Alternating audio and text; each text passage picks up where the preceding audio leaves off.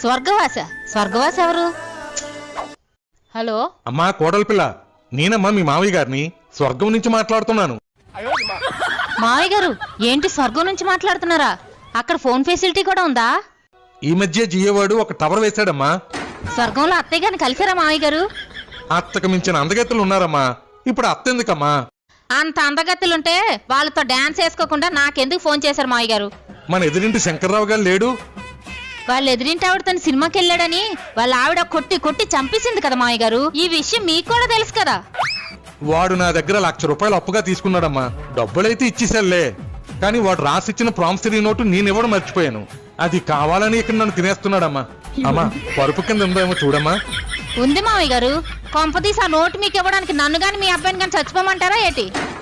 మన వెనకింటి దివాకరం కొన ఊపిరితో కొట్టుమిట్టాడుతున్నాడమ్మా. తులసి నీళ్ళు కూడా పోసేస్తున్నారులే.